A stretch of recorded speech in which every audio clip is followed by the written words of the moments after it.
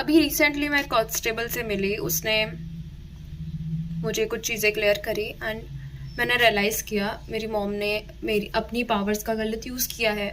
And high court से जब protection file withdraw की जाती है तब आपसे एक स्टेटमेंट मांगा जाता है, बयान मांगा जाता है कि why did you really took your protection back, you filed it and then you took it back, why did you do so.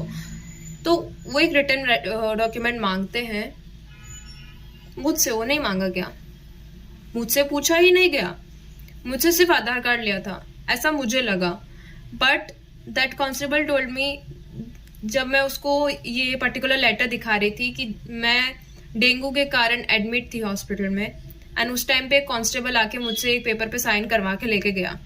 And उस टाइम पे मेरी कंडीशन बहुत ज़्यादा बुरी हो रखी थी कि मुझे कुछ पढ़ने का होश ही नहीं था। मैं लोग आसपास खड़े, पता ही नहीं था, आधी नींद में थी क्योंकि इंजेक्शंस लगे हुए थे, ड्रिप चढ़ रही थी मुझे, और 4-4 घंटे में ऐसे बेहोशों की तरह पड़ी रहती थी बिकॉज मेरे को लगातार बुखार चढ़ रहा था और मेरे को हाई डोज ऑफ पैरासीटामोल लगा के जा रहे थे।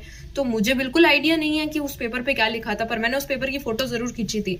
तो ही सेड कि वो पेपर मुझे दिखाओ, and I showed him that paper that this was the paper and all. तो उसने कहा ये तुम्हारा बयान है कि तुम अपनी फैमिली के साथ शांति से रह रही हो, एंड तुमने इसके नीचे से सिग्नेचर कर रखा है।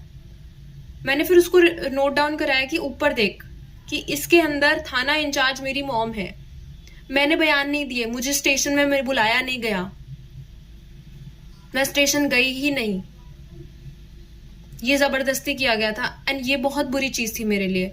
दूसरी बात, अभी रिसेंटली हर वक्त ये लोग माइन के काम के लिए मुझे सिग्नेचर करने बुलवाते रहते हैं एंड मेरा नाम वहां लगता है। I do not know, I can not trust. जो इनका पास्ट मेरे साथ रहा है, मैं इन पे ट्रस्ट नहीं कर सकती।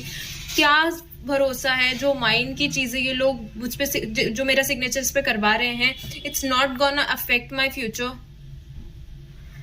1 साल लगातार मैं इनके साथ रही हूँ, मुझे पता भी नहीं मेरा बयान क्यों नहीं हो रहा है।